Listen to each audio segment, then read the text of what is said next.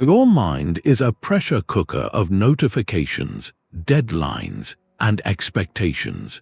You crave a stillness that feels permanently out of reach. 2,000 years ago, a group of philosophers discovered a mental operation so powerful it can convert that daily pressure into crystalline inner clarity. This is not abstract theory from figures like Marcus Aurelius or Epictetus. This is a practical manual for reclaiming your peace. By the end of this exploration, you will possess a complete, actionable framework to transform overwhelm into unshakable focus.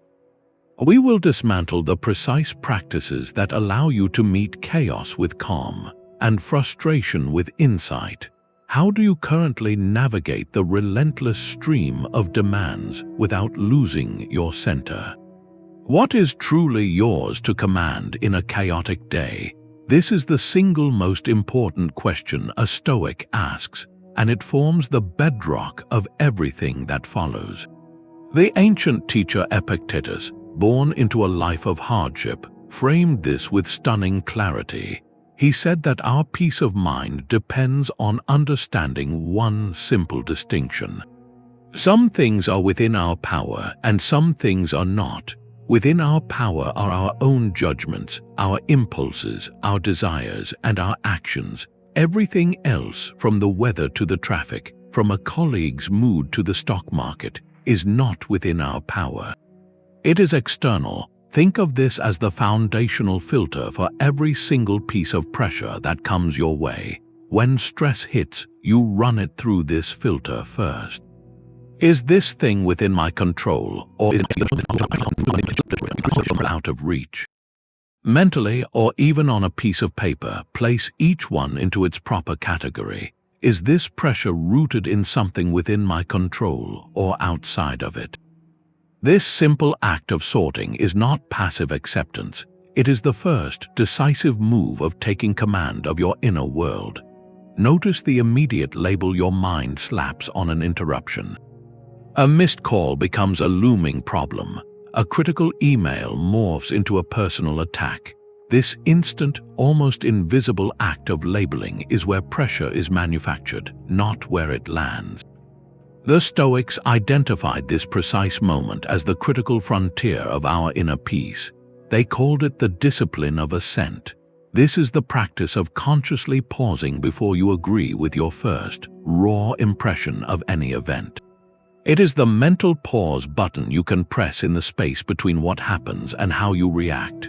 Marcus Aurelius, the emperor who faced relentless pressure, constantly reminded himself of this power. In his personal writings, he noted, "You have power over your mind, not outside events. Realize this, and you will find strength." The strength he speaks of is found in that gap. Your initial impression is just data, a neutral signal. The stress, the anger, the anxiety, those come from the story you instantly assent to, the judgment you automatically attach. Think of it like this: you receive some critical feedback on a project. The raw data is simply words on a screen or sound in the air, but in a flash your mind runs a whole script. This means they don't respect my work. This proves I'm not good enough. This is going to ruin everything. That script is not the feedback itself. It is your unchecked assent to a catastrophic interpretation. The discipline of assent asks you to catch that script before it starts playing. See the words, hear the tone, but do not immediately agree with the story your fear is trying to tell. Create that moment of silence. In that quiet space, you regain your clarity. You can then ask, what is actually true here? What part of this is useful data for improvement, and what part is just noise from my own insecurities? This transforms the pressure from a personal crisis into a piece of information you can work with. So, bring to mind a recent minor annoyance. The driver who cut you off, the coffee spill on your desk, the abrupt message from a friend. Can you identify the automatic judgment you attached to it? That driver is reckless. This day is ruined. My friend is angry with me. Simply seeing that automatic thought without following it is the beginning of mastering this discipline. It is how you start to dismantle the pressure piece by piece before it ever builds into a storm. What if worrying about tomorrow could actually make you calmer today? This sounds like a contradiction, but it is the heart of a profound Stoic exercise called Premeditatio Malorum, the premeditation of evils. This is not about pessimism or inviting misfortune. It is a systematic practice of mental preparedness, a way to drain the future of its anxiety by visiting it calmly in your imagination. Think of it as a fire drill for the mind. We conduct fire drills not because we expect a blaze, but so that if smoke ever appears, our response is clear, practiced, and free from panic. The Stoics applied this same logic to life's inevitable frictions. The philosopher Seneca, who advised the powerful in ancient Rome, was a master of this. In his letters, he would deliberately rehearse scenarios of loss or hardship. He would reflect on what it would mean to lose his wealth, his status, or his comforts.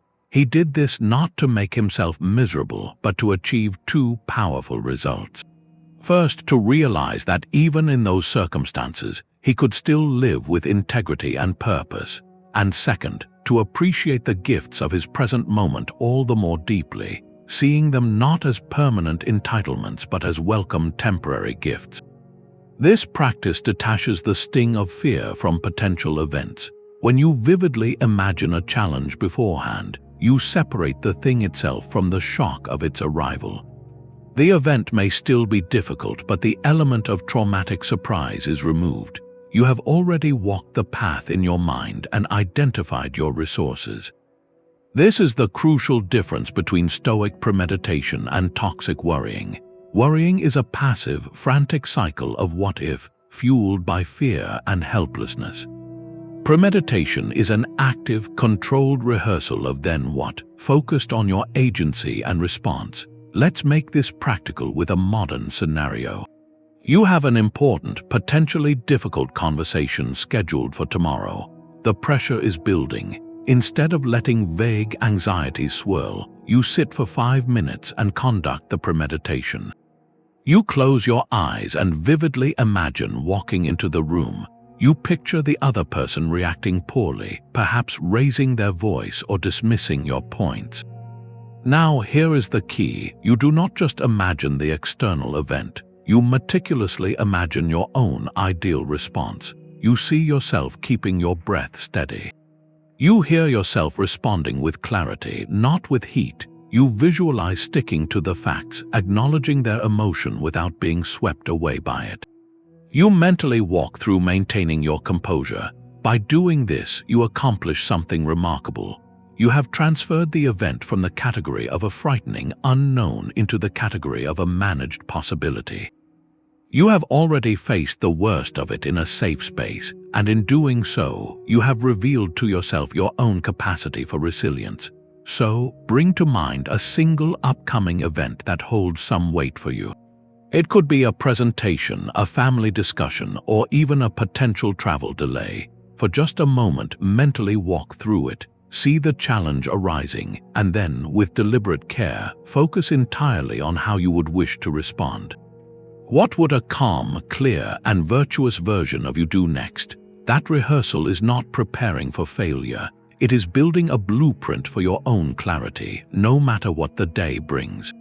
That mental rehearsal builds a quiet confidence, a certainty that you can handle what comes. But what if you could go one step further and actually welcome the pressure? This is the radical shift embodied in a powerful idea often linked to Stoicism, the concept of Amor Fati, a love of one's fate. It asks you to see every obstacle, every point of friction, not as a disruption to your peace, but as the very material required to build it. What if every pressure point was a knot placed there for you to untie, a deliberate challenge meant to strengthen the dexterity of your mind? The Stoics viewed the universe as a rational, interconnected system, a concept they called providence. Within this view, nothing happens to you, it happens for you, as an opportunity to exercise a virtue you possess. The Roman Emperor Marcus Aurelius constantly returned to this notion in his private writings. He wrote, "The impediment to action advances action. What stands in the way becomes the way. Let that sink in. What stands in the way becomes the way." The obstacle is not a blockade on your path, it is the path itself. It is the training ground. Without resistance, there is no strength. Without a problem to solve, there is no wisdom gained. Imagine a project at work hits a major, unexpected setback. The funding is cut or a key team member leaves. The immediate reaction is frustration, a sense of loss, the pressure of a looming deadline now feeling impossible. The Amor Fati perspective does not deny the difficulty. Instead, it asks a different question. How is this exact situation the perfect gym for my character? This setback is now the raw material I have been given to practice resilience. It is the chance to innovate with limited resources, to practice clear communication under stress, to lead with patience when plans crumble. The obstacle has just handed you the curriculum for your next lesson in mastery. Your personal life offers the same curriculum. A rejection, whether personal or professional, can be reframed. It is not a verdict on your worth, but a rigorous test of your self-definition. It asks, do you derive your value from external approval or from an internal compass of effort and integrity? The rejection becomes the fuel for a deeper, more authentic kind of confidence. So take a moment and bring to mind one current obstacle in your life. It might feel large or small. Now, challenge yourself to list 3 specific ways this very situation could serve your development. Could it be teaching you patience? Is it demanding you become more creative? Is it offering a chance to practice setting a boundary or to communicate with more compassion? By searching for these answers, you are not pretending the obstacle is pleasant. You are performing the alchemy of Amor Fati, transforming leaden frustration into the gold of focused growth. Pull the camera back, far back from your current concern. See it not from within the confines of your own mind, but from a point somewhere beyond the moon. This is the Stoic practice known as the view from above, and it is a master tool for dissolving pressure by revealing its true scale. When a problem feels all-consuming, this mental operation asks you to shift your vantage point to that of the cosmos itself. From there, your life, your city, even your century, becomes a brief and tiny part of an immense unfolding story. The anxiety that felt so urgent and personal suddenly seems quieter, placed within a context so vast it cannot help but shrink your ego. Marcus Aurelius returned to this perspective again and again in his private journal. He wrote, "Keep before your eyes the swiftness of the passage and departure of all that is and of all that comes to be. For substance is like a river in constant flow, and the activities of things are in constant change, and the causes work in infinite varieties, and there is almost nothing which stands still." He was reminding himself that everything you struggle with is already passing, already becoming part of that endless river. Your stressful work conflict, the project deadline, the personal slight that stings, all of it is in motion, flowing toward a point where it will no longer matter. This is not meant to make your efforts feel meaningless, but to free them from the weight of false importance. It fosters a profound humility that is the opposite of helplessness. It allows you to engage fully without being consumed, because you see the engagement itself as part of a grand, beautiful process far larger than any single outcome. Let's make this practical. You are in the middle of a tense disagreement with a colleague. The pressure is thick in the room. Now, in your mind's eye, zoom out. See the two of you not just in the office, but within the building. Then see the building within the city block, the block within the city on the coast or plain. Keep pulling back until you see the continent, the blue marble of the earth hanging in the black silence of space.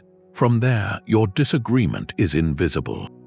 The heat of the moment is inaudible. The stakes, while real in their own context, are now a microscopic part of a planet where civilizations have risen and fallen, where mountains have been built and worn to dust over millennia. This does not mean the issue is unimportant to solve. It means the frantic, ego-driven anxiety around it is optional. You can address the matter with clarity precisely because you are no longer drowning in it. You are seeing it from the riverbank, not being tossed in the rapids. So, take a moment right now. Visualize your own city or town as if from orbit. See its lights, its patterns, the quiet hum of millions of lives and concerns. Then, within that vast network, find the single point that is your own life, your own current pressure. Feel the space that opens up around it. That space is not emptiness, it is the clarity you have been seeking. It is the room to breathe, to choose, and to act not from a place of constricted panic, but from a place of grounded perspective. How do you settle accounts with your own mind at the end of the day? For many, the evening is simply a replay of the day's frustrations, a mental loop where pressure festers into restless sleep. The Stoics offered a far more powerful alternative, a structured practice they called the evening review. Think of it not as a diary of complaints, but as an inner courtroom where you preside as a fair judge, calmly separating the facts of the day from the passions they stirred. This is where the pressure you absorbed is finally processed, distilled into pure, usable insight. The philosopher Seneca made this a nightly ritual. In his writings, he described how he would retreat into quiet reflection each evening, asking himself pointed questions about his own conduct. He wrote that this practice was how he examined his whole day, going back over what he had done and said, hiding nothing from himself and passing nothing by. His goal was not self-criticism, but self-understanding, to see where he had strayed from his principles and where he had held firm. The modern version of this is elegantly simple, built on 3 core questions you can ask yourself in just a few minutes. First, what did I do well today? This is not about grand achievements, but about moments of virtue. Did I respond with patience in a trying moment? Did I complete a difficult task with focus? Did I show kindness where it was easier to be indifferent? Acknowledging these anchors your confidence in your own agency. Second, what could I have done better? This is the crucial pivot from blame to analysis.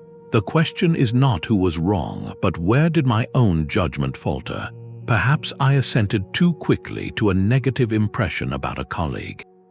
Maybe I spent energy worrying about a situation outside my control. Identify the specific point where your inner clarity wavered. Third, and most importantly, what did I learn? This is the alchemy that turns pressure into progress. Every friction point contains a lesson. That difficult conversation taught you about the value of pausing before speaking. That missed deadline revealed a need for clearer communication earlier in the process. The lesson is the treasure you extract from the ordeal. Let's sketch a brief example. Your day felt rushed and frustrating, dominated by back-to-back meetings and a project that hit a last-minute snag. A raw journal entry might just vent about the chaos. The Stoic review transforms it. What did I do well? I maintained my composure during the technical snag and focused the team on solutions instead of blame. What could I have done better? I allowed the packed schedule to dictate my pace, never pausing to recalibrate. I reacted with visible irritation to an interruption, which was within my control to manage calmly. What did I learn? That blocking a single 15-minute buffer between commitments is not a luxury, but a necessity for maintaining my clarity. I learned that my frustration is often a signal that I have not set clear boundaries for my own focus. See the shift. The day is no longer a source of lingering pressure, but a completed lesson. The emotional charge is dissipated, replaced by actionable wisdom for tomorrow. So tonight, before sleep, try this. Even if you just lie in the dark and mentally walk through these 3 questions, you are building that inner courtroom. You are training your mind to see every pressure, every challenge, not as a failure, but as evidence presented for your growth. Your stress is not yours alone, it is part of a wider web. We often experience pressure as a solitary battle, a lonely weight on our shoulders in a world that seems indifferent to our struggles. the Stoics offered a radical antidote to this isolation, a concept they called Sympatheia. This is the profound recognition that everything in the universe is woven together in a single, living fabric. Your life is not a disconnected island, but a vital thread in an immense tapestry. When you feel the strain of a difficult day, Sympatheia invites you to see that tension not as a sign of personal failure, but as a point of connection to the whole. Marcus Aurelius returned to this idea constantly to ground his immense responsibilities. He wrote in his Meditations, "What brings no benefit to the hive brings none to the bee." He saw the entire cosmos as a single, rational organism, and each individual person as a cell within that greater body. Your actions, your struggles, and your clarity matter to the health of the whole. This shifts the entire emotional landscape of pressure. A frustrating delay at work is no longer just your problem to rage against in solitude. It is a knot in the shared network. Your colleague's short temper is not a personal affront, but a symptom of strain elsewhere in the system. This perspective does not excuse poor behavior, but it diffuses the poison of taking it personally. It replaces the frustration of isolation with the purposeful calm of understanding your role. You begin to ask a different question, not "Why is this happening to me?" but "What is my duty to the whole in this moment?" Let's make this tangible with the team project. A deadline is missed and fingers are pointed. The isolated view fuels resentment, seeing others as obstacles or adversaries. The Sympatheia view sees a shared burden. The missed deadline is a symptom of a breakdown in communication, a shared resource stretched too thin, or a collective misunderstanding of the goal. Your role is no longer that of a besieged individual, but of a conscious cell within the team organism. Your duty is to help restore the flow of information, to offer support where the network is weak, to act for the benefit of the hive. This transforms pressure from a personal attack into a call to service. It is the difference between clenching your fist alone in the dark and reaching out to steady the person next to you on a rocking ship. Both of you feel the same storm, but one experience is rooted in fear, the other in shared purpose. So, bring to mind a current source of pressure in your own life. Now, widen the lens. How is this challenge connected to other people, to other systems? If it is a work issue, who else is affected by this bottleneck? If it is a personal friction, what larger patterns or unmet needs might it reveal? What is your specific role, not as a victim of circumstance, but as a participant in this interconnected web, to contribute to a resolution? Seeing the web does not make the pressure disappear, but it gives it meaning. Your struggle is no longer a private curse, but your unique point of contact with a world that needs your clarity. Clarity is not what you add to your mind, but what you skillfully remove. Amid the constant pressure to acquire more, to do more, and to be more, the Stoics practiced a counterintuitive art, the art of subtraction. They understood that a significant portion of our daily strain is not imposed from the outside, but is a weight we voluntarily pick up and carry, layer by layer, through our own unchecked desires and self-imposed complications. This is the practice of defining what is enough. The philosopher Seneca, a man of immense wealth who could have had anything, deliberately engaged in periods of voluntary discomfort. He would wear simple clothing, sleep on a hard bed, and eat plain food for days at a time. He was not punishing himself, he was conducting a profound experiment in freedom. By temporarily removing a luxury, he proved to himself that his happiness and peace did not depend on it. He wrote in his letters that we suffer more in imagination than in reality, and that we are often frightened by the mere thought of going without things we do not actually need. The pressure to maintain a certain lifestyle, to keep up appearances, to constantly consume, is a pressure we sign up for when we fail to distinguish between natural desires and vain ones. A natural desire is for nourishment, for shelter, for human connection. A vain desire is for the most expensive meal, the largest home, or the admiration of strangers. Epictetus, who owned almost nothing, put it plainly. He said, "Wealth consists not in having great possessions, but in having few wants." This is the core of Stoic simplicity. It is not about living in poverty, but about knowing the precise point where more becomes a burden, not a benefit, where adding another item, another commitment, another digital distraction actually begins to subtract from your inner clarity. Your mind becomes a crowded room, and the pressure is the noise of all those unnecessary things demanding your attention. So let's make this practical. Look at one single area of your life right now. It could be your digital consumption, the endless scroll through social media that leaves you feeling both overstimulated and empty. It could be your schedule packed with optional obligations that drain your energy. It could be your physical space filled with objects you no longer use that subconsciously whisper of maintenance and clutter. Identify one voluntary complication you have added. Now define what enough looks like in that area. Enough digital consumption might mean checking news once in the morning, not 14 times a day. Enough scheduling might mean protecting 2 evenings a week for genuine rest, not productivity. Enough shopping might mean asking before any purchase if this serves a true need or is merely feeding a fleeting want. By drawing that line, you perform the art of subtraction. You remove the self-imposed pressure of the more. You create space, and in that space, the clarity you have been cultivating through all these practices finally has room to breathe and grow. What is one thing you could subtract today to make room for a little more peace?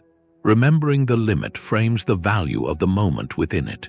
This is the heart of the Stoic practice known as Memento Mori, a Latin phrase meaning remember you must die.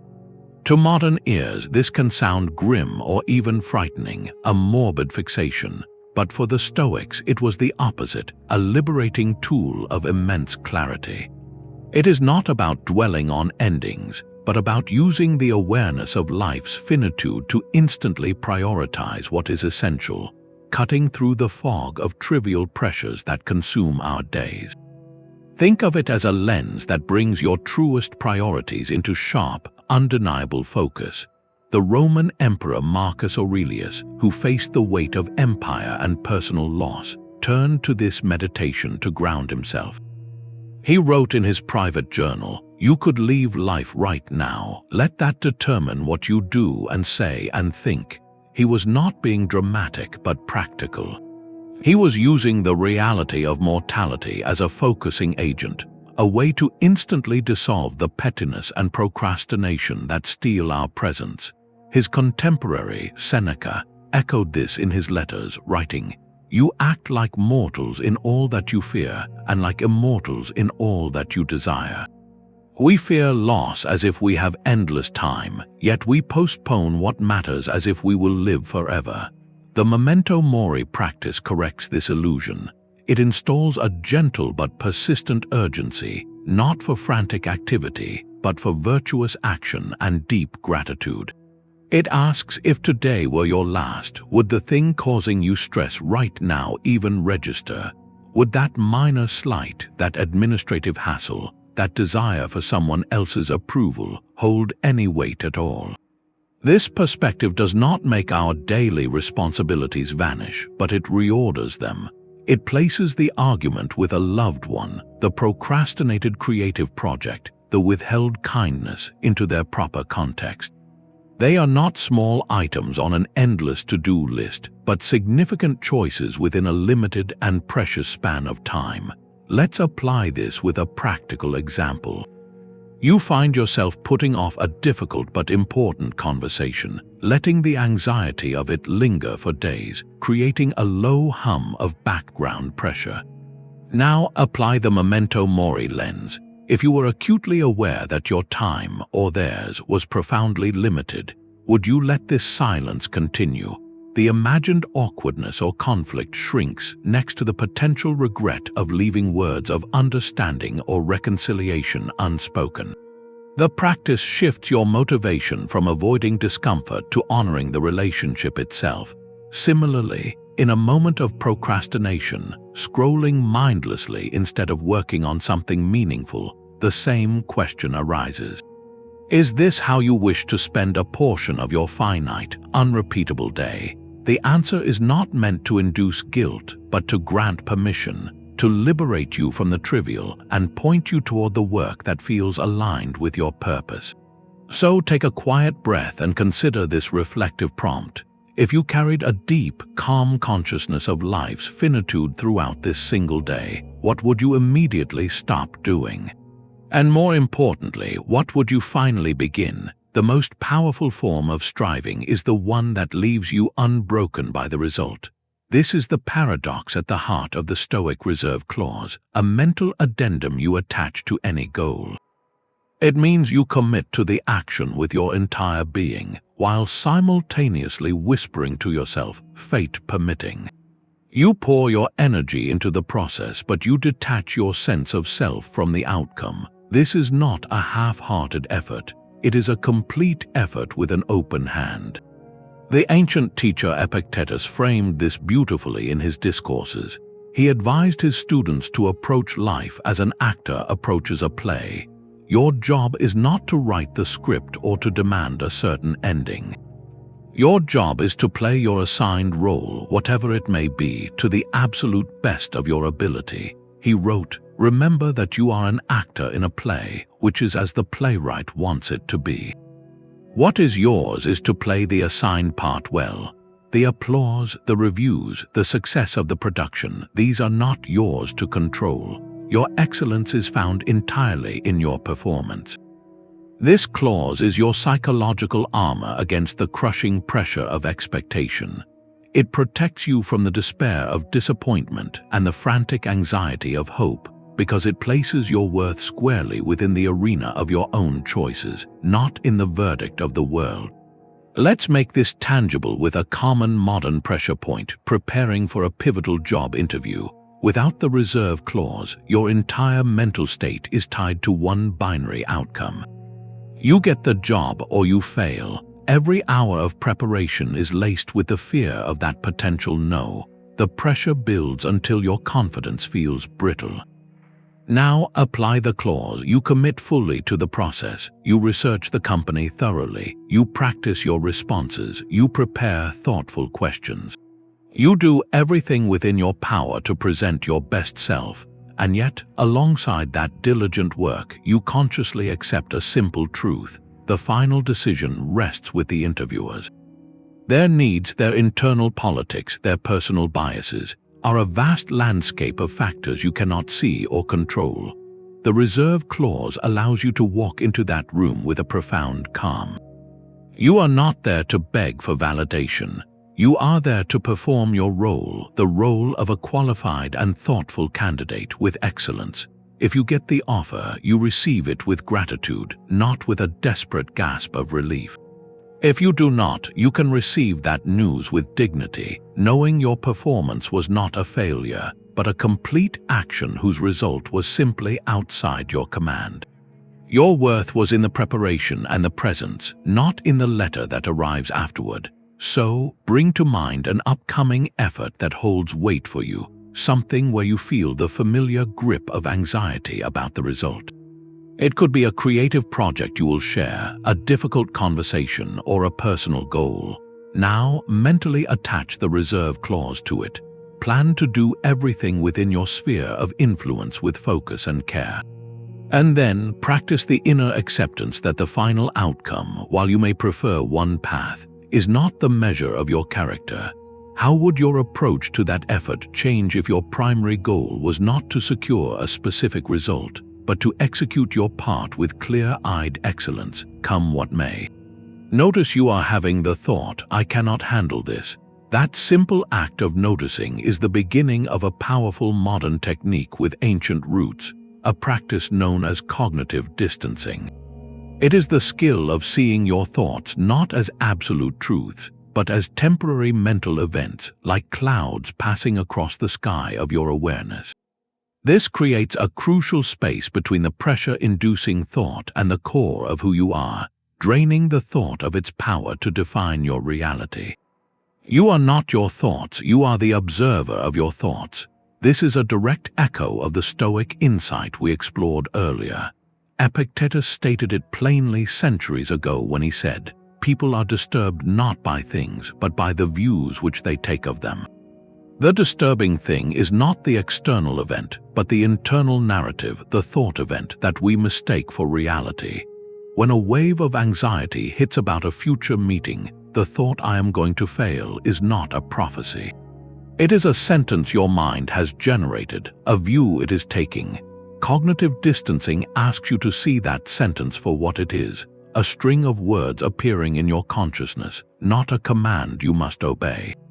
The moment you label it, you step back from it. You shift from being submerged in the thought to standing beside it, examining it. This is metacognitive awareness, the ability to think about your own thinking. It is the difference between being lost in a storm and watching the storm from a sheltered window. You still see the rain, you still hear the wind, but you are no longer being battered by it. The pressure remains a phenomenon, but it ceases to be your identity. To make this practical, try this with a recurring anxious thought that visits you.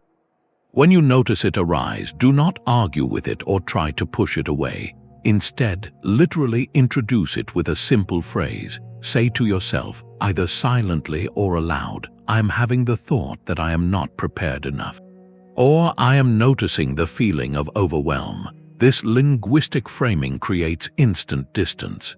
It objectifies the thought, turning it from a truth you are living into an object you are holding. You are not saying "I am not prepared," you are saying "I am having the thought that I am not prepared." That tiny shift in language creates a canyon of psychological space. It allows you to then ask a more useful question.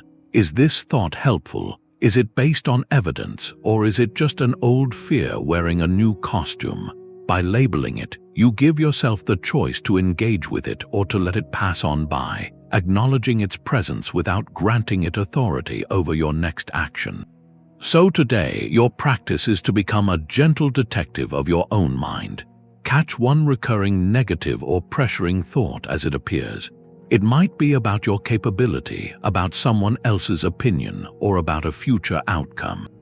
The moment you notice it, simply label it. "I am having the thought that this will never work." See what happens in the silence that follows that label. Does the thought tighten its grip, or does it, even just slightly, begin to loosen?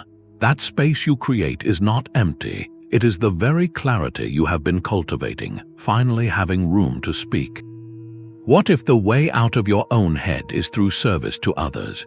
The relentless pressure we feel often builds within a closed loop, a tight circle of me and my problems, my fears, my outcomes. Stoicism offers a deliberate exit from that loop, a practice called the Discipline of Action, which asks you to orient your efforts not just toward personal gain, but toward the common welfare.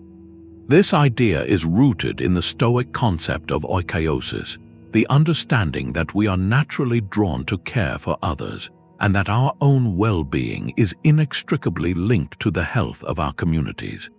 When you act for the benefit of the whole, you tap into a source of purpose so stable it remains untouched by external chaos. Your satisfaction comes not from the unpredictable results of your action, but from the virtue of the action itself. Marcus Aurelius constantly steered his imperial focus in this direction. In his private writings, he reminded himself, "What brings no benefit to the hive brings none to the bee." He framed his immense power not as a tool for personal glory, but as a duty to act justly for the human community. He wrote, "I do my duty, other things do not trouble me." That freedom from trouble is the clarity we seek. It emerges when your primary goal in any action shifts from "what do I get" to "how can this serve?" Imagine a day dense with deadlines where your own to-do list feels like a mountain. The pressure is internal, a frantic voice counting down the minutes. Now, in the middle of that, you deliberately pause. You see a colleague struggling with a technical issue they do not understand. The self-centered pressure says ignore it, you have no time. The discipline of action asks you to widen your circle. You take 5 minutes, not because you have them to spare, but because it is the right thing to do for your shared project. You offer a clear explanation, you help them find the file, you solve the small problem together. In that 5-minute window, something profound happens. The crushing weight of your personal mountain lifts just for a moment. You are no longer a solitary climber, you are a member of a team. Your action had a purpose larger than checking a box. The satisfaction you feel is immediate and intrinsic. You did not get a reward or a guarantee of reciprocity. You acted with professionalism and kindness because it was the virtuous thing to do, and that action in itself became its own reward. It reconnected you to your role in the larger hive. This principle applies far beyond the workplace. It could be letting a stressed parent go ahead of you in the grocery line, sending a genuine note of appreciation to a friend, or simply listening fully to someone without waiting for your turn to speak. These are not grand gestures, they are small, deliberate calibrations of your focus, turning it outward. So, as you move through your day, hold this question lightly. What is one small, concrete way I can contribute to my circle today? Your circle might be your family, your team, your neighborhood, or even a stranger in need of a moment of grace. Identify that one point of contribution, then perform the action not for praise or outcome, but for the practice of virtue itself. Notice the subtle shift in your own pressure when your purpose expands beyond yourself. Anchor yourself in the physical sensation of this single moment. Feel the weight of your body in the chair, the texture of your clothing against your skin, the temperature of the air as you breathe in and out. This is not a meditation exercise, though it shares its roots. This is the Stoic application of present moment awareness, a deliberate refuge you can claim inside any storm of pressure. The anxiety that tightens your chest is almost never about what is happening right now. It is a story about a future that has not arrived, or a rerun of a past that cannot be changed. The Stoics saw this mental time travel as the primary thief of our peace. They argued that the past is fixed, a set of facts, and the future is a realm of infinite possibility, not a certainty. The only point where your power to act, to choose, to be virtuous is real, is right here in the immediate present. The Roman philosopher Seneca grasped this with piercing clarity. He wrote in one of his letters, "The greatest obstacle to living is expectancy, which hangs upon tomorrow and loses today. The whole future lies in uncertainty." Live immediately, he observed how we postpone our lives, waiting for some future condition to be met before we allow ourselves to be calm, or focused, or happy. We waste the present moment, the only one we truly possess, by loaning our attention to a future we cannot command. The pressure we feel is the interest on that loan. To reclaim it, you must call your mind back from its travels. A powerful way to practice this is through the most mundane acts. Consider the simple act of drinking a glass of water.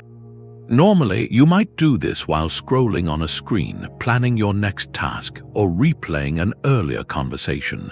Your body performs the action, but your mind is elsewhere, entangled in what was or what might be.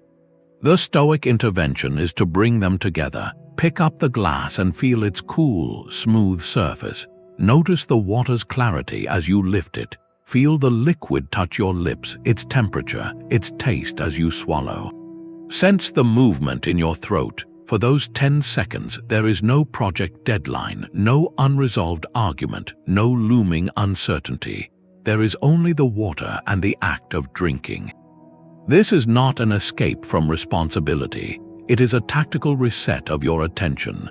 By fully inhabiting a simple, controllable action, you prove to your nervous system that you are safe right now.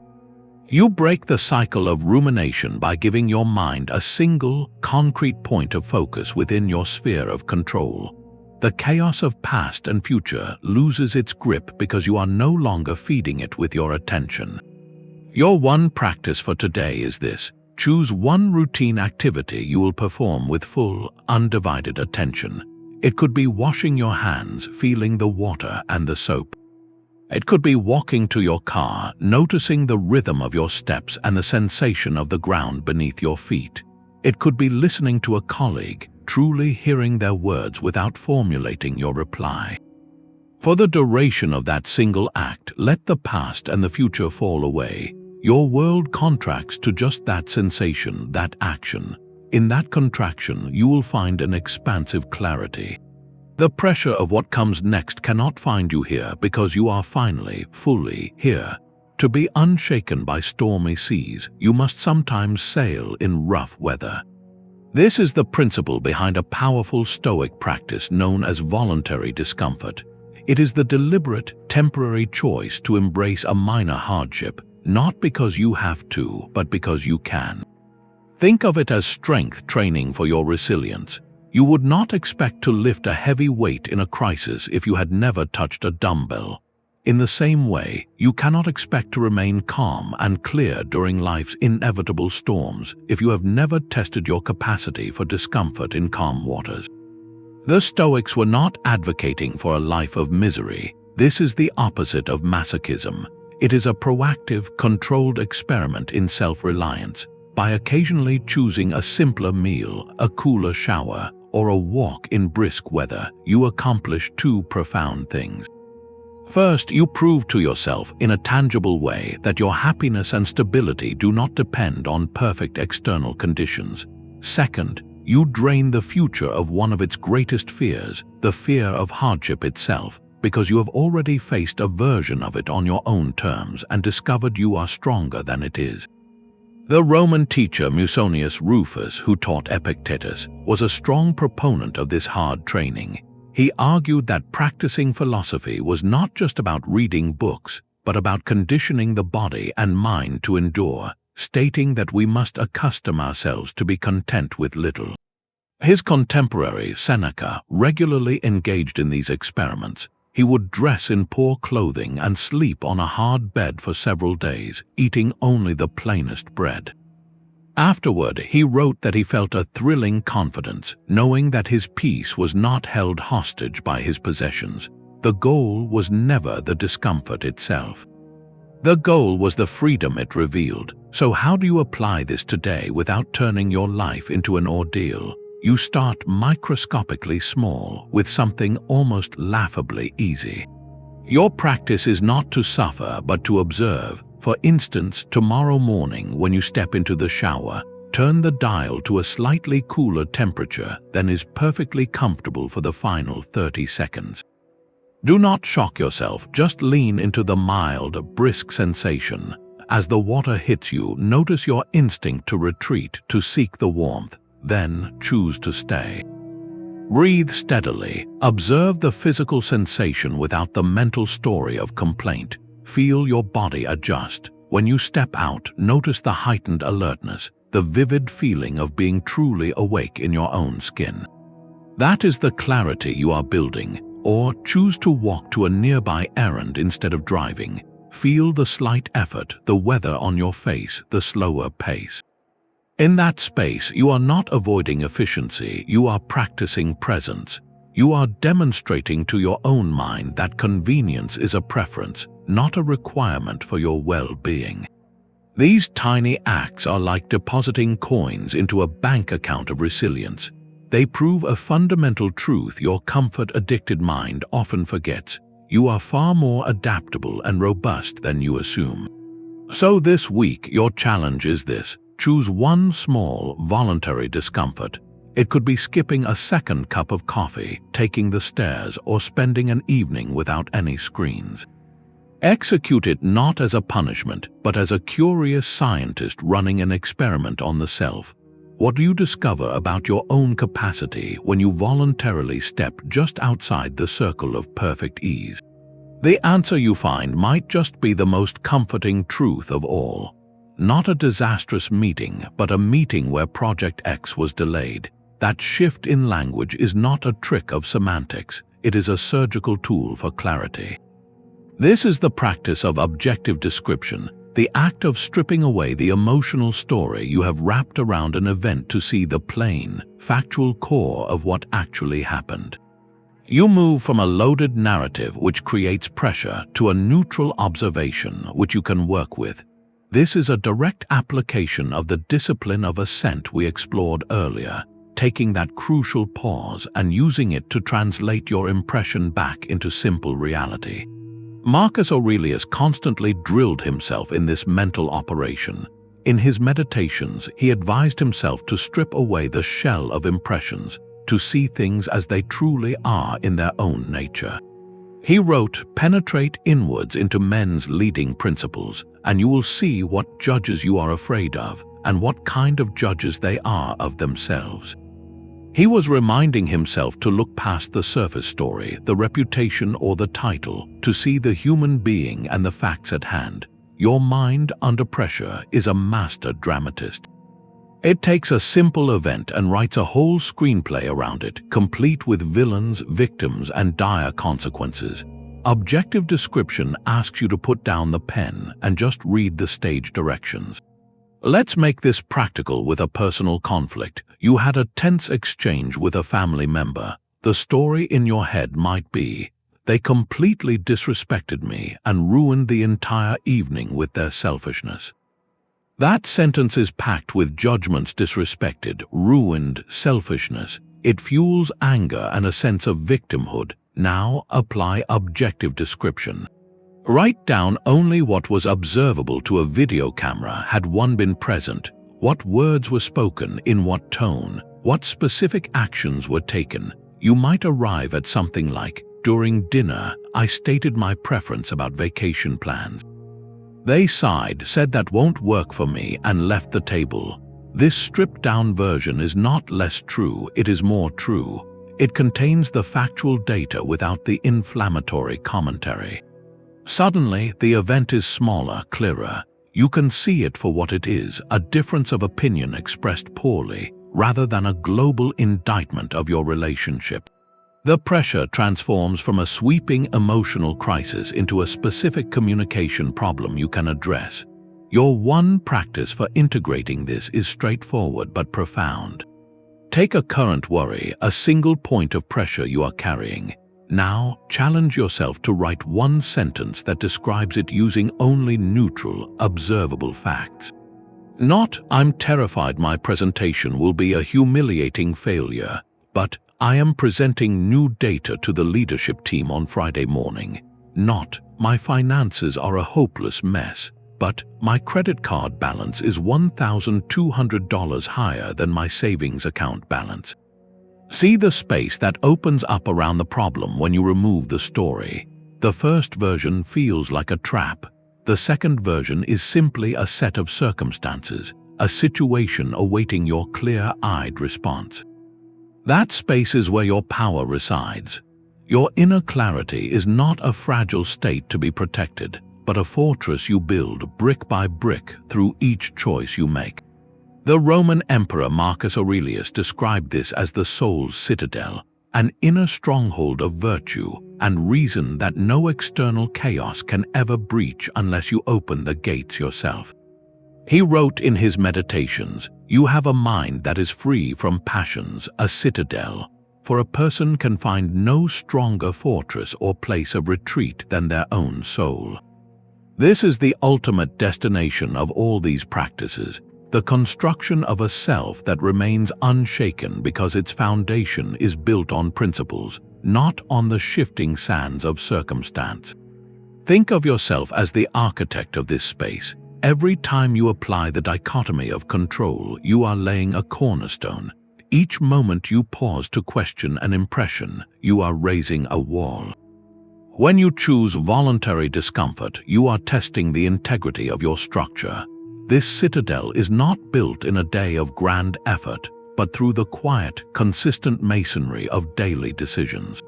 It is what makes your peace independent, a resource you carry within rather than a condition you hope the world will provide. To see this in action, consider a modern, chaotic environment like an open-plan office during a product launch crisis. Deadlines are shouting, emails are piling up, and the collective anxiety is a tangible fog in the air. Someone whose sense of self is tied to this chaos will be swept along, their mood and focus rising and falling with every new alarm. Their inner state is a weather vane spun by the winds of external pressure. Now picture a colleague who has been cultivating their inner citadel. They feel the same urgency, they hear the same alarms, but they do not become them. They retreat not physically but mentally into that fortress of principle. Inside those walls, the core question is not, how panicked should I be? But what does my role require of me right now? Their virtue of professional responsibility directs them to prioritize the most critical task. Their commitment to clear thinking allows them to block out the noise and focus on the solution. Their integrity means they communicate honestly about challenges without resorting to blame. They are in the storm, but they are not of the storm. Their composure is not an act of aloofness, but the natural result of having a place to stand that the chaos cannot touch. So reflect on your own architecture. Which single virtue feels most like a cornerstone for your own peace? Perhaps it is patience, the wall that allows frustration to break against it without crumbling. Maybe it is integrity, the inner compass that keeps you aligned when external pressures try to push you off course. It could be courage, the fortified gate that allows you to face difficult truths without fleeing into distraction. Choose one. For the next week, view every minor irritation, every moment of pressure as raw material for strengthening that specific wall. When impatience arises, see it as a signal to lay another brick of patience. When a temptation to cut corners appears, recognize it as an opportunity to reinforce your integrity. This is how you build, not through grand declarations, but through the humble, repeated act of choosing the virtue over the vice, the principle over the impulse. What will the first brick of your unshakable inner space be made of today? That inner citadel needs a guiding star, a model for how to act within its walls. The Stoics provided this through a powerful mental construct, the figure of the sage. This is not a historical person to worship, but an ideal of perfect wisdom and virtue, a north star for your own moral compass. In moments of pressure, you can pause and ask one simple question. What would the sage do here? You are consulting an inner counsel of wisdom, a model of ideal response, to guide your own reaction away from raw passion and toward reasoned virtue. The ancient Stoics were clear that the sage was a rare, perhaps even unattainable, ideal. As the philosopher Seneca noted, wisdom is a lofty goal, and the wise person is as rare as the phoenix. But he also stressed that this ideal exists not to discourage us, but to give us a direction. We sail toward that star to navigate, not because we expect to arrive at it. This mental exercise is about orientation, not about achieving some impossible standard of perfection.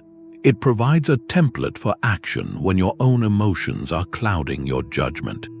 Let's make this vividly practical. You have just received a sharply worded, critical email from a colleague. Your first impression is a hot flash of anger. Your mind races to draft a defensive, equally sharp reply. This is the critical gap. Before you type a single word, you pause, you take a breath, and you ask the question. What would the sage do in this situation? The sage, guided by reason and justice, would not see the email as a personal attack, but as a communication, however poorly delivered. The sage would seek first to understand. Perhaps the sender is under immense stress themselves. The sage would respond with clarity, not with heat. The sage would address the factual issues raised, if any, and ignore the provocative tone. The sage would act for the good of the shared project, not for the petty satisfaction of winning a word battle. By consulting this inner model, you are not pretending to be perfect. You are giving your better self a voice in the conversation. You are choosing a response aligned with your long-term values over a reaction dictated by a momentary spike of pressure. You can personalize this further by giving your sage a face. Who, in your own life or from history, embodies that stoic calm and clarity for you? It might be a respected mentor, a fictional character known for their wisdom, or a historical figure like Marcus Aurelius himself. When pressure mounts, you can literally imagine that person standing beside you, observing the situation with their characteristic calm. How would they view this obstacle? What would their first considered action be? This is not about imitation, but about inspiration. It calls forward the most virtuous, capable version of yourself. So take a moment now. Identify one upcoming situation where you anticipate feeling reactive, whether it is a difficult conversation or a tedious task. Now mentally rehearse it not with your own initial impulses, but through the lens of your chosen sage. See the scenario unfold with their composed demeanor. What is the first clear, principled step they would take? That step is now a possibility for you, a path through the pressure that leads not to more chaos, but to the quiet strength of your own inner citadel. A river does not rage against the rock, it flows around it. That is its nature. This effortless movement is the Stoic ideal for the human mind when faced with an immovable obstacle. The philosophers called this rational, flowing structure of the universe the logos. It is the principle of intelligent order woven through all things, the reason why seasons change, stars move, and ecosystems find balance. To align with the logos is to accept your place within this vast, rational flow, to see every event, especially the difficult ones, not as random misfortunes but as integral parts of a coherent whole. Your suffering, then, arises not from the events themselves, but from your decision to stand against the current, to demand that the river stop because you encountered a rock. The early Stoic teacher Cleans captured this devotional alignment in his hymn to Zeus, writing, "Lead me, O Zeus, and thou, O destiny, to whatever place you have assigned me. I will follow without hesitation."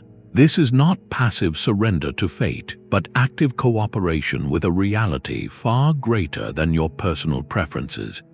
Marcus Aurelius returned to this harmony constantly, reminding himself, "Everything harmonizes with me which is harmonious to thee, O universe. Nothing for me is too early or too late which is in due time for thee."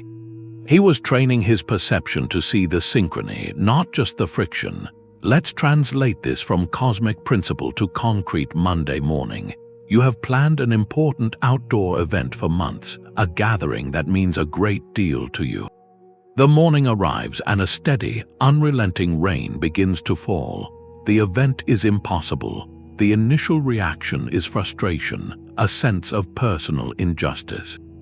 Why today? This ruins everything. That is the voice of resistance raging against the rock of weather. The voice aligned with the logos observes a different story. It sees the rain as part of a vast, interconnected system that nourishes the land. It recognizes that your plan, however well-intentioned, was a single thread in a tapestry of infinite causes. Acceptance looks at the gray sky and says, "This is what is." The event is now indoors or it is postponed.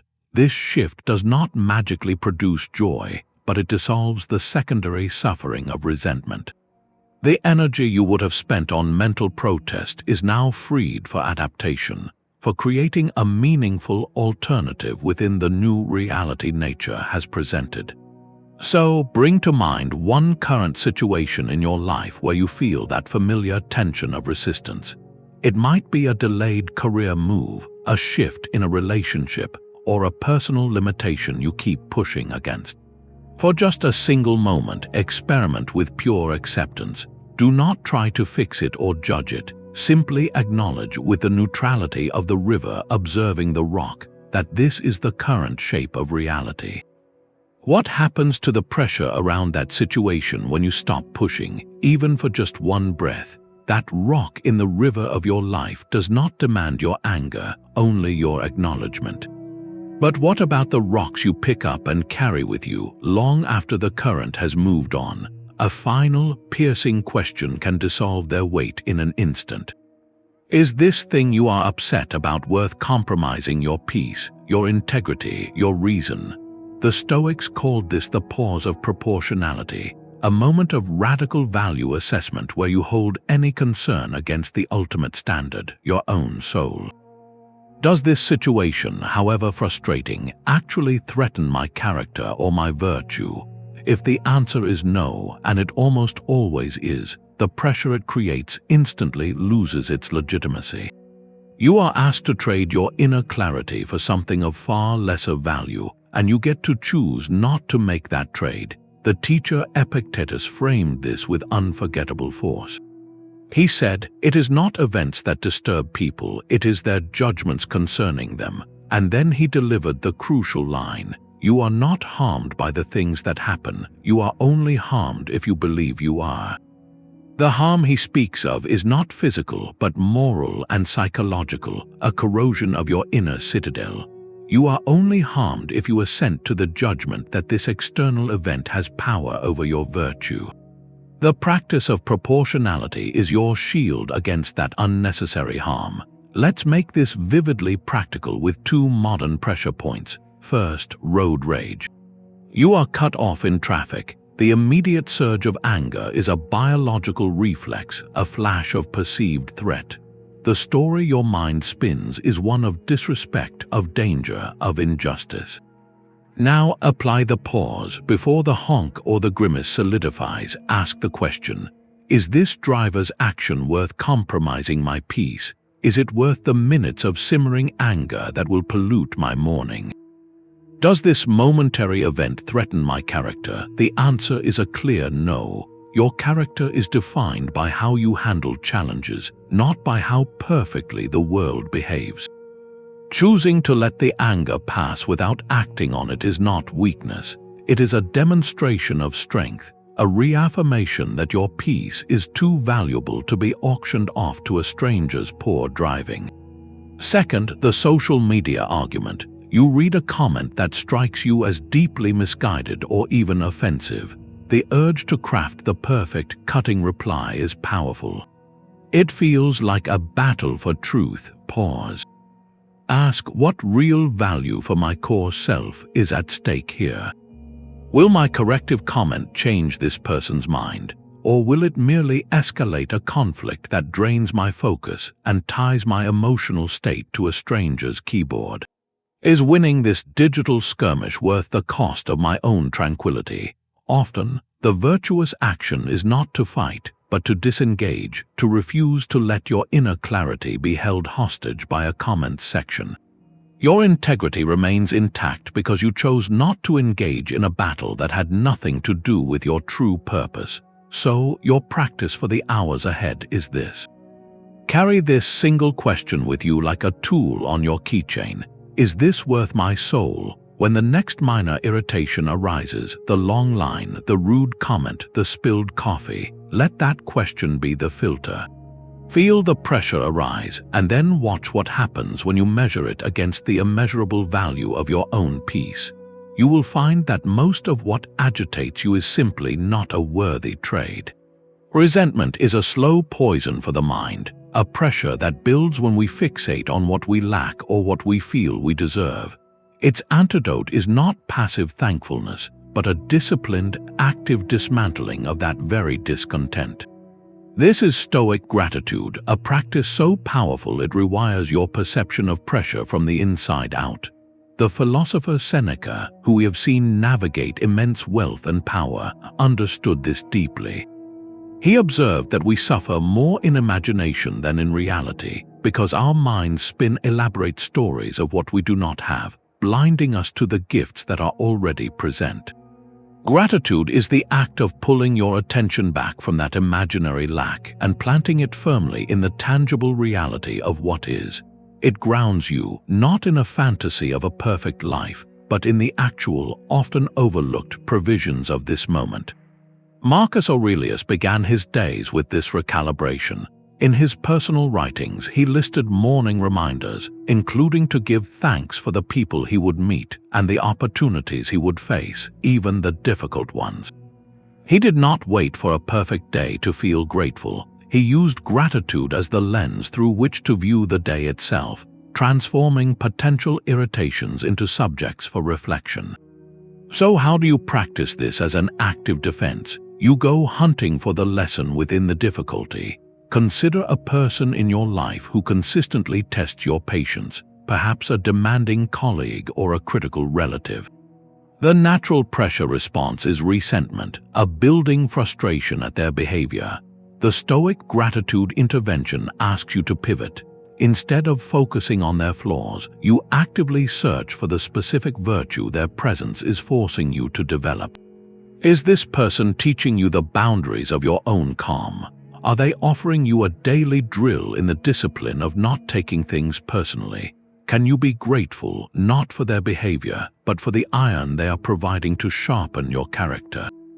This reframes the entire dynamic. The person is no longer merely an obstacle. They are an unwitting trainer, and your gratitude is the acknowledgement of the strength you are building through the interaction. Your challenge is to make this concrete. Bring to mind one current challenge, a single point of pressure or resentment you are carrying. Now, within that very situation, list 3 specific things for which you can find a genuine point of gratitude. If the challenge is a stressful project, perhaps you can be grateful for the chance to develop a new skill, for the reliability of one team member, or simply for the coffee that fuels your early mornings working on it. If the challenge is a personal loss, perhaps you can find gratitude for the depth of feeling it reveals, for the support of a friend who listened, or for the clarity about what truly matters that often follows hardship. Do not rush this. The power is in the specificity. By listing 3 tangible points, you are not pretending the challenge is pleasant.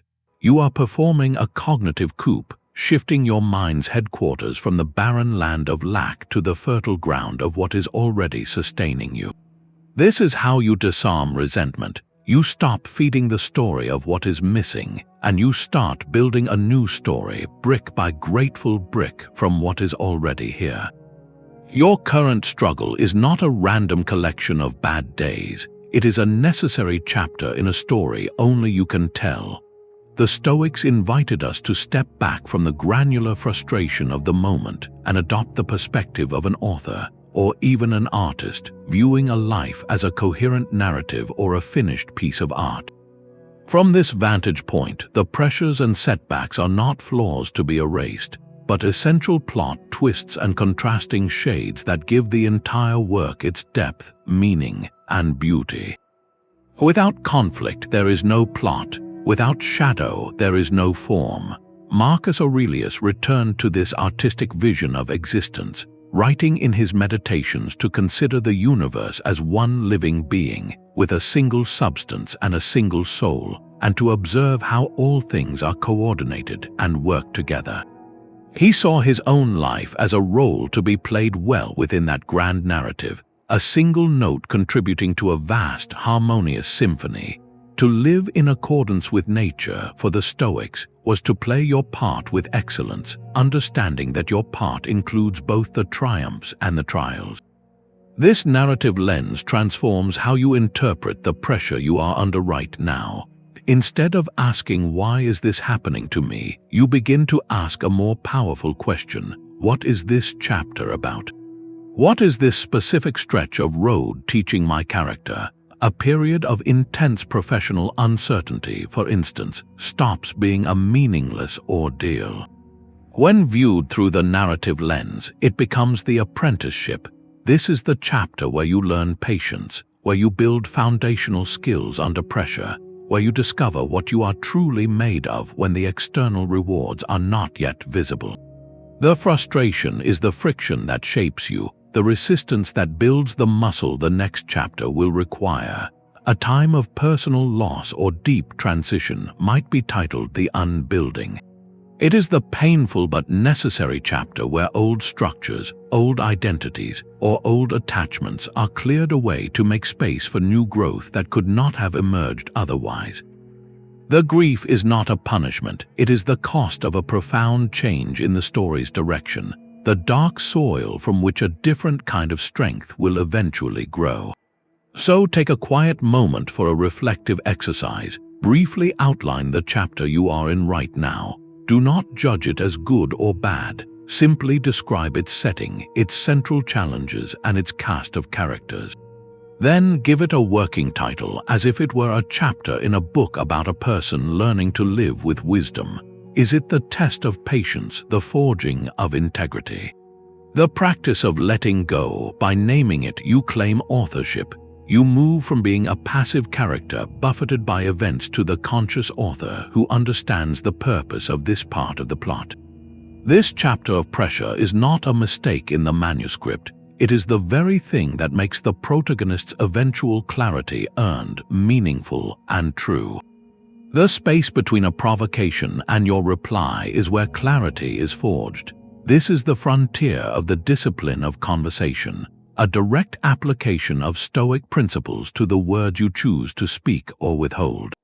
So much of our daily pressure does not come from external events alone, but from the reactive speech we unleash in their wake.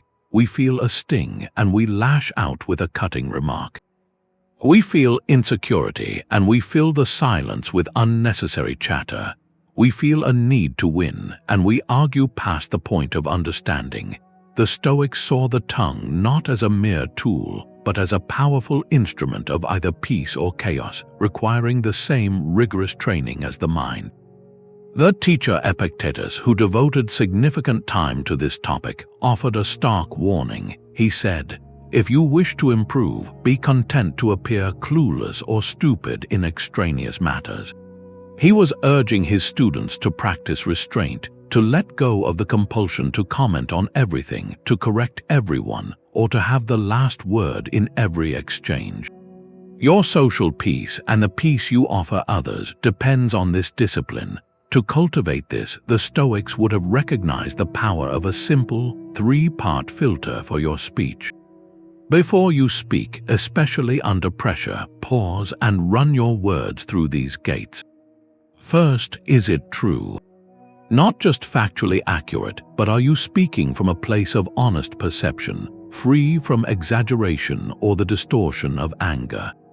Second, is it necessary? Does saying this serve a constructive purpose for the shared understanding or the task at hand? Or are you speaking merely to hear your own voice, to fill an awkward silence, or to vent? Third, is it kind? This does not mean being falsely sweet, but speaking with a fundamental respect for the humanity of the listener. Is your tone and intent aimed at building up or at tearing down?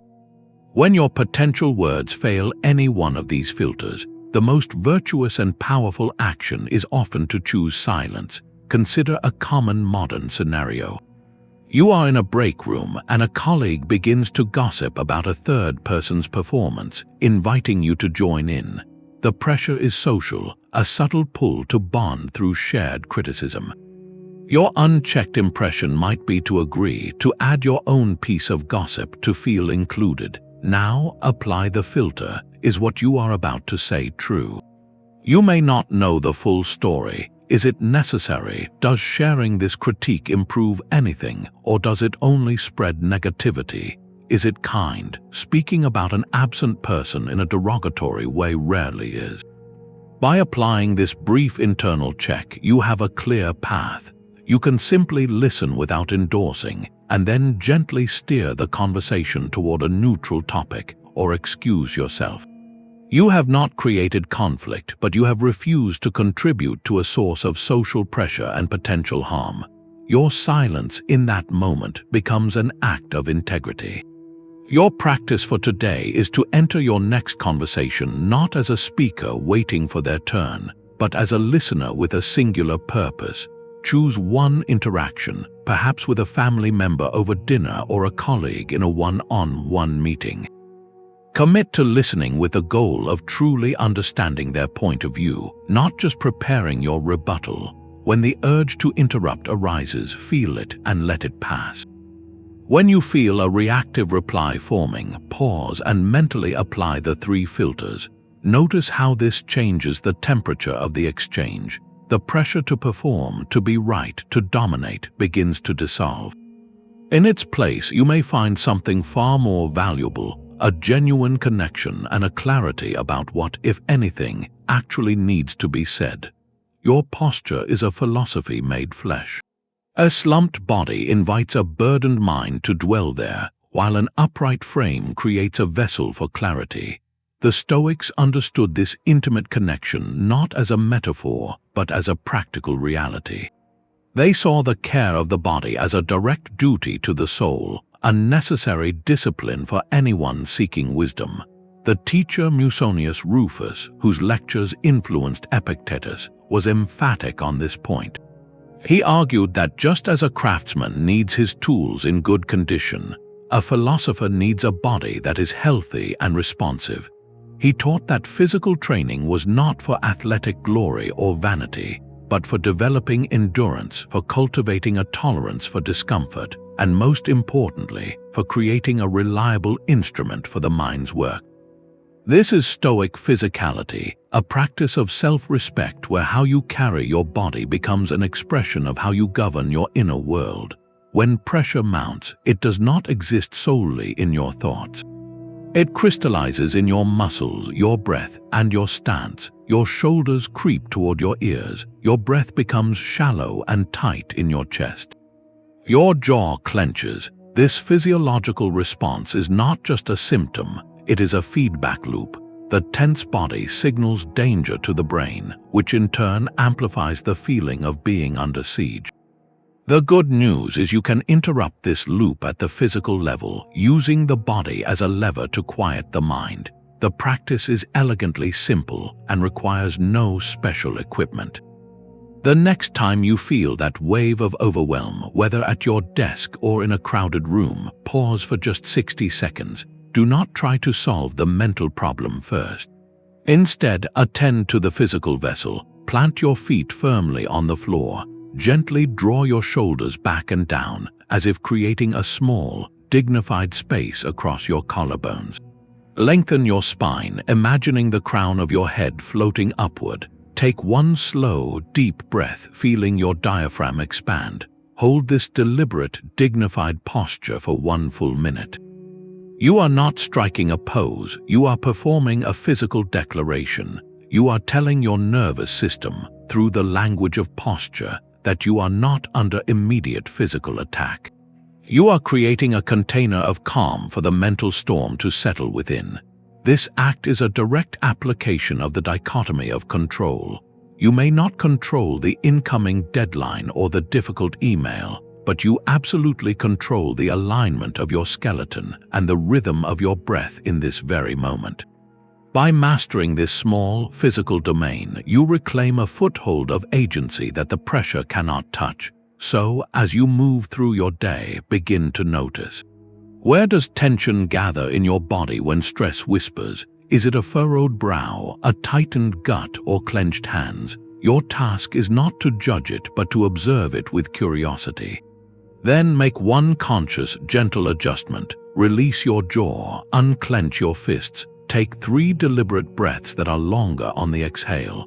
This is not about fixing your body to be perfect. It is about recognizing it as your first and most immediate tool for turning pressure into presence.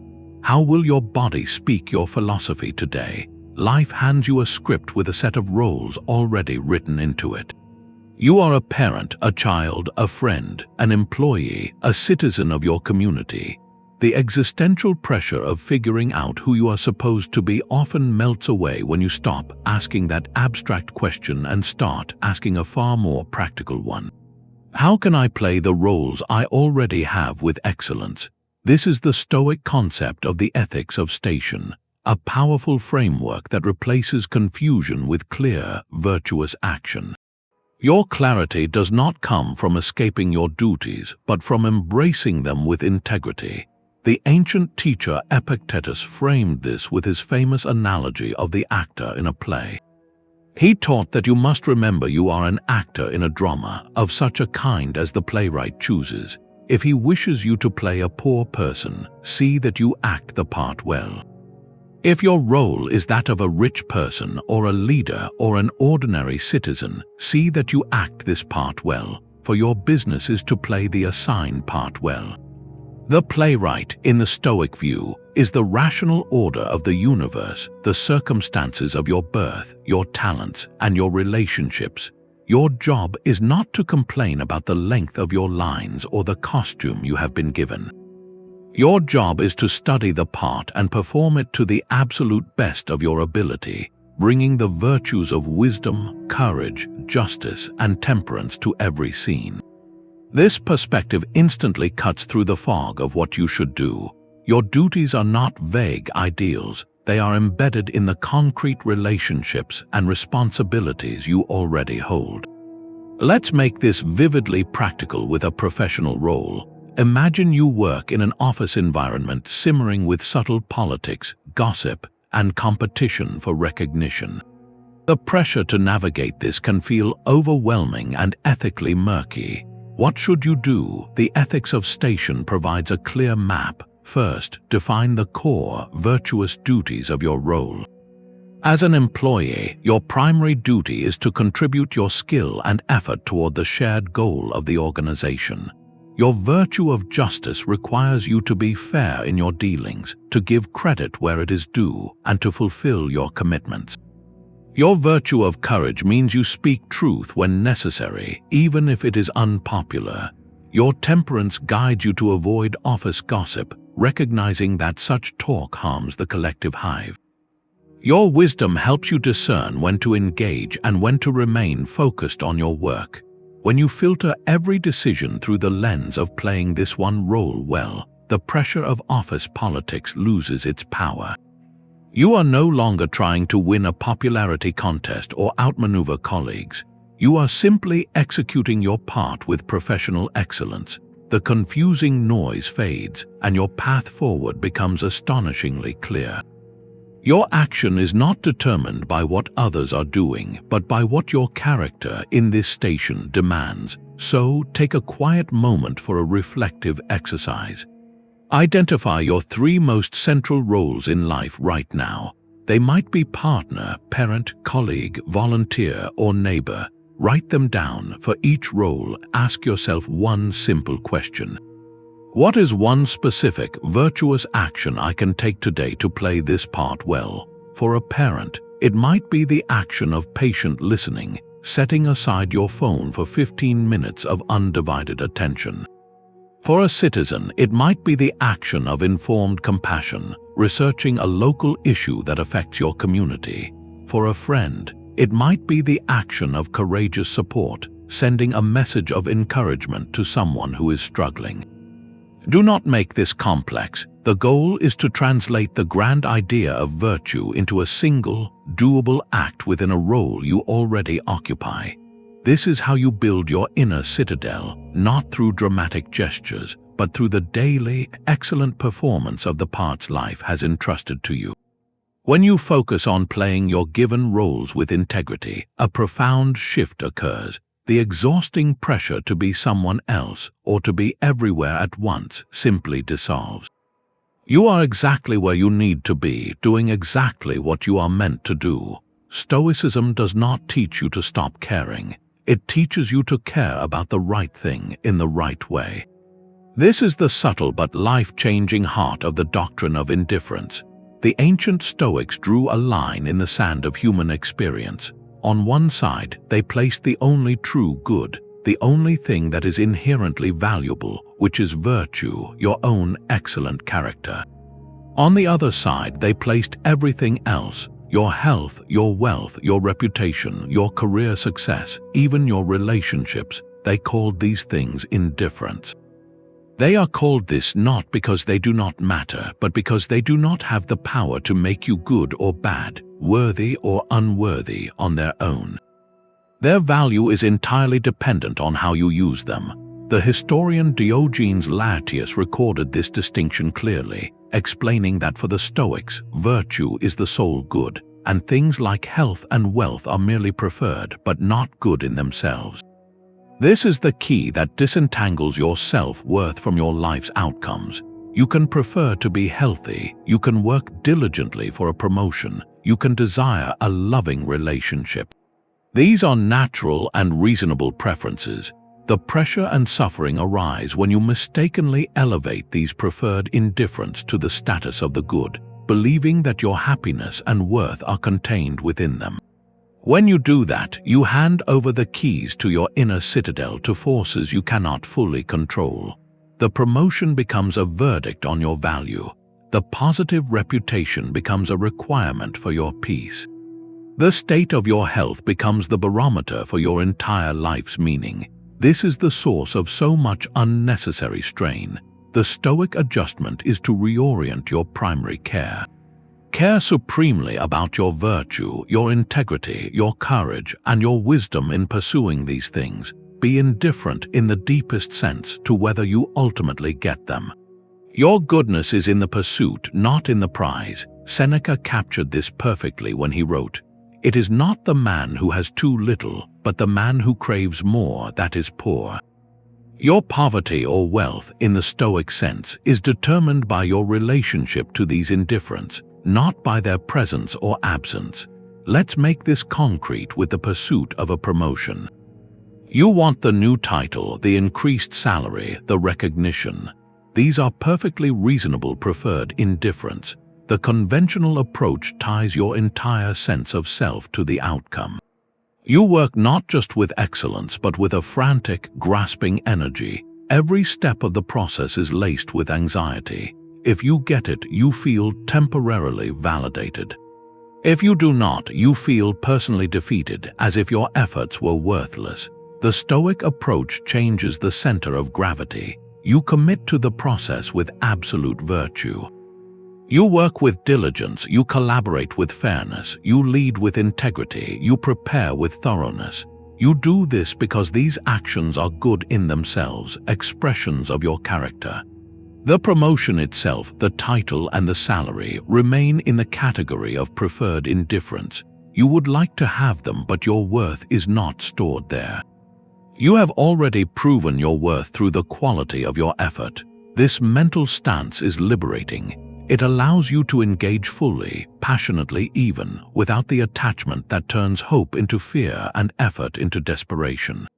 You can walk into the final interview with a calm clarity because you are there to express your capable self, not to beg for validation from the outcome. So bring this into your own life for a moment. Identify one preferred indifferent you are currently overly attached to.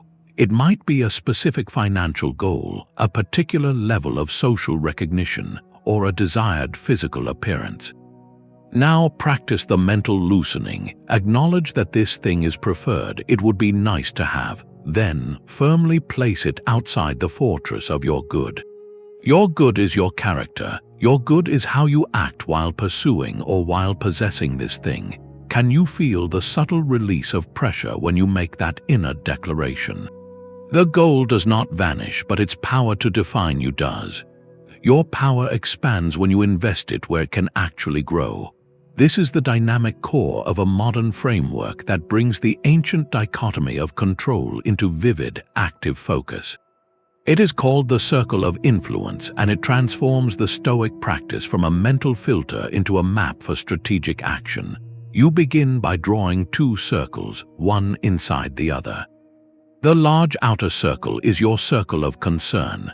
This contains everything that worries you or captures your attention, from global events and economic trends to your boss's mood or a family member's health. It is vast and largely uncontrollable. Nestled inside it is a smaller, more potent circle, your circle of influence. This holds the things you can actually do something about. Your own preparation, your communication, your daily habits, your responses. The critical insight is this: where you choose to focus your energy determines which circle grows. If you pour your mental and emotional resources into the outer circle of concern, fretting over things you cannot change, you feed feelings of anxiety and helplessness. Your circle of influence, neglected, actually begins to shrink. But if you deliberately redirect your focus to your inner circle, to the actions you can take, you build agency. Your clarity increases, and remarkably, your circle of influence begins to expand. This is not passive acceptance. It is the proactive cultivation of your own power, a direct echo of Epictetus's foundational rule. He taught that our peace depends on working within the sphere of what is ours. The circle of influence gives you a visual tool to do exactly that, to work within your sphere with intention. Let's map this with a common professional stressor: low team morale. Your circle of concern is filled with factors you cannot control: the company's overall direction, market pressures, the personal lives of your colleagues, their inherent attitudes. Dwelling here is a recipe for frustration. Now shift your gaze to your circle of influence. What can you actually do? You can control the tone and clarity of your own communication in meetings. You can offer specific, genuine appreciation for a colleague's effort. You can organize a brief, casual team coffee to foster connection. You can model a solution-focused attitude when problems arise. Each of these actions is a direct investment in your inner circle. As you take them, you may notice a shift. Your proactive attitude might inspire a colleague to contribute more positively. Your clear communication might prevent a misunderstanding. Your small gesture of appreciation might improve one person's day. Your circle of influence through focused action begins to widen, touching areas that previously felt firmly in the realm of concern. Your practice for integrating this is powerfully concrete. Take a current issue that weighs on you. On a piece of paper, literally draw the two circles. In the large outer circle, list all the aspects of this situation that worry you but are ultimately beyond your direct control. Then, in the smaller inner circle, list every single action, no matter how modest, that you can take. Can you research one piece of information? Can you have one clarifying conversation? Can you prepare for 15 minutes? Can you simply decide your own attitude for the next hour? Once your circles are drawn, your path is illuminated. Your energy is no longer a diffuse cloud of worry. It is a beam of light you can now aim with precision. Choose one action from your inner circle and execute it today.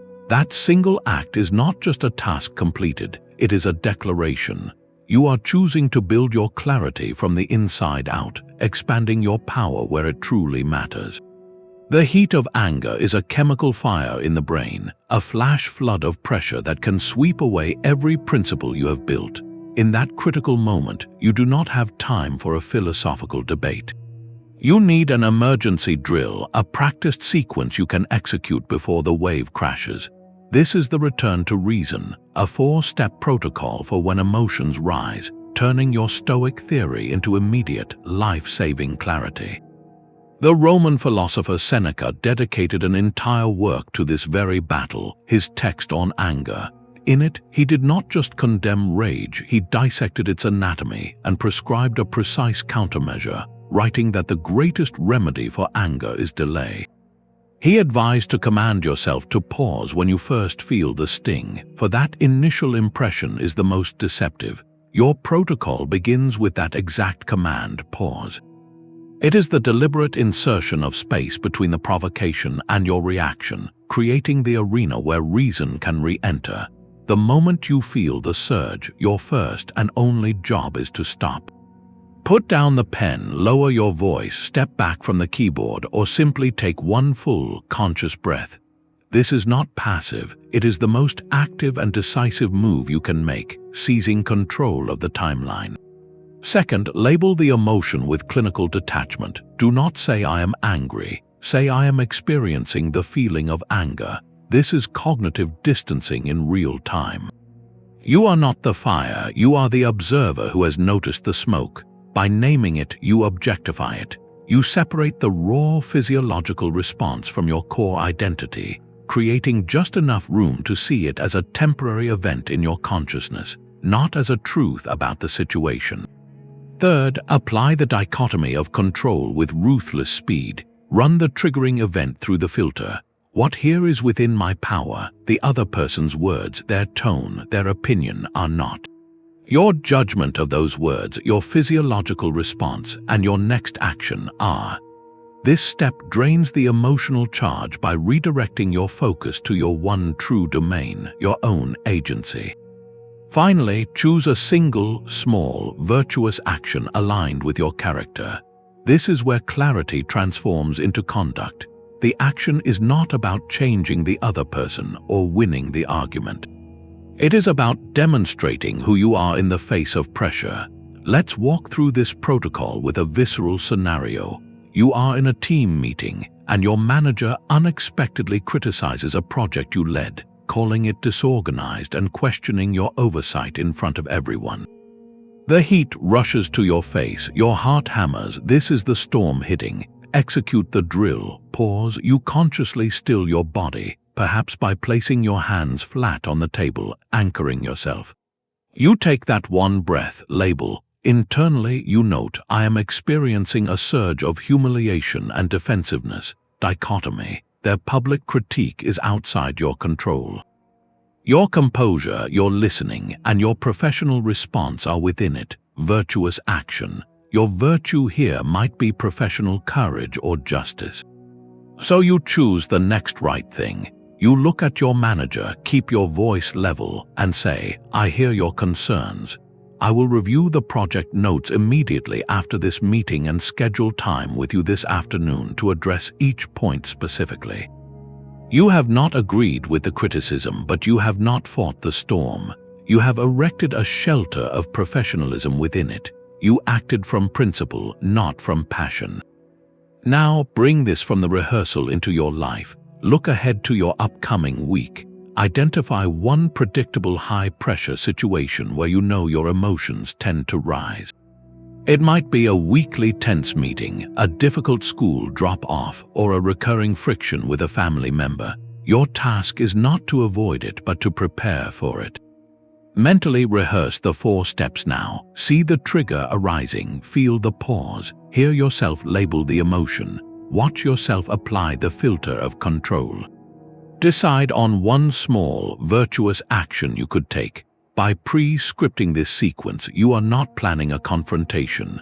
You are installing a mental subroutine, so when the pressure does arrive, your clarity has a path to follow, and your inner citadel remains under your command.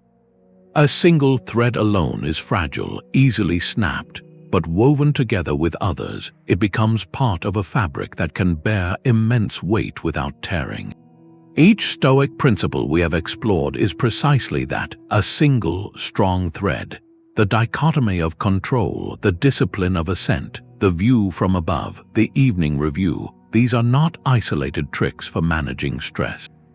They are strands of a single, coherent philosophy, and your mastery lies not in holding any one of them, but in the daily, deliberate act of weaving them together into the unshakable fabric of your character. This is the unity of practice. The Roman Emperor Marcus Aurelius, in the quiet of his tent, reminded himself of this holistic aim. He wrote, "Waste no more time arguing what a good man should be. Be one." His words cut to the heart of the matter. Philosophy is not a debate to be won or a collection of clever quotes. It is a way of life to be lived, a unified system of action. To cherry-pick only the practices that feel easy in the moment is to misunderstand their power. True clarity emerges when these principles support and reinforce one another, creating a resilient structure for your mind. Consider how they might interplay during a single, challenging event. You receive news of a significant professional setback. A project you invested in deeply has been cancelled. The initial pressure is a wave of disappointment. First, the dichotomy of control provides the foundation. You separate the fact of the cancellation, which is now outside your control, from your judgment and your next actions, which are firmly within it. This creates the initial space. Into that space, the view from above expands your perspective. You see this not as a world-ending catastrophe, but as a single event in the long arc of your career and life, a small eddy in the river of your experience. This calms the panic. Then, present moment awareness anchors you. You feel your feet on the floor. You take a steadying breath, preventing the mind from spiraling into catastrophic futures. Later in the evening, you apply the review. You ask what you did well, perhaps in accepting the news with composure. You consider what you could have done better, maybe in anticipating certain risks. And you extract the lesson, a clearer understanding of organizational priorities for next time. Finally, you might apply Amor Fati. learning to see this closed door not as a failure but as necessary redirection. See how each practice applied in sequence builds a comprehensive response. One thread alone might have helped, but the woven tapestry holds you entirely. So take a moment to look back over the principles we have walked through, from the initial filter of control to the construction of your inner citadel. These are your threads. Your reflective task is this: tomorrow, choose not one but two of these practices to consciously combine. Perhaps you will pair the discipline of assent with the 3 gates of speech, pausing to question an impression before you let it become a reactive word. Or maybe you will combine the evening review with a moment of stoic gratitude, looking for the lesson and the hidden gift within the day's hardest moment. Do not let them remain separate tools in a box. Begin weaving them together day by day until the fabric of your response to pressure is not something you have to think about, but simply who you are. The most important brick is the one you are holding right now. This entire journey is not about constructing a perfect, unbreachable wall in a single day, but about the quiet, lifelong craft of laying one brick after another with patience and care. In Stoic terms, this is the path of the Prokopton, the person who is progressing. The aim is not a flawless state of sagehood you finally achieve, but the direction of your movement, the quality of your effort day by day. This understanding dissolves the final, most subtle layer of pressure, the meta-anxiety about whether you are doing stoicism correctly. You are not performing for a grade. You are practicing for a life. The philosopher Seneca, a man who wrote volumes on virtue, was remarkably open about his own daily struggles. In his letters to his friend Lucilius, he did not present himself as a finished master. He wrote of his own irritations, his own lapses in judgment, and his constant need to recommit. He saw this not as failure, but as the very substance of the work. In one letter, he reflected, "I am not yet wise, nor shall I ever be. Do not ask me to be equal to the best, but to be better than the base. It is enough for me if every day I reduce the number of my vices and blame my mistakes." His goal was progress, not perfection. He measured success in reduction, in gradual improvement, not in the arrival at some impossible standard. This is the self-compassion that makes the practice sustainable. It turns every stumble from a catastrophe into a data point, a lesson woven directly into the fabric of your growth. Let's make this concrete. Imagine you had a day where the pressure felt overwhelming. You snapped at a loved one over something trivial. You spent an hour worrying about a future you cannot control. You felt the old resentment rise and you fed it. The conventional view might label this a bad day, a failure of your Stoic practice. The Prokopton sees it differently. This is not a ruined canvas. It is the raw material for your evening review. That moment of snapping becomes the subject of your inquiry. What impression did I assent to so quickly? What unmet expectation was beneath my irritation? The hour of worry is not wasted time. It is a vivid demonstration of where your circle of influence needs clearer boundaries. The resentment is a signal pointing to a value you feel is being threatened. Each so-called failure is simply the training ground becoming more visible, showing you exactly where your next brick needs to be placed. So pause and take a gentle inventory.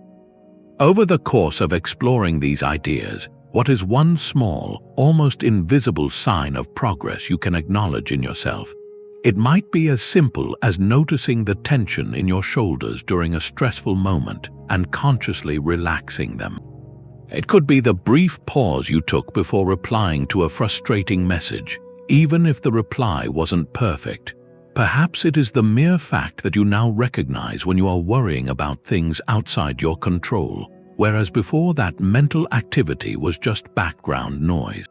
Do not discount the minor victory. That moment of noticing that tiny space you created is a brick firmly laid. It is proof that you are on the path, moving in the right direction.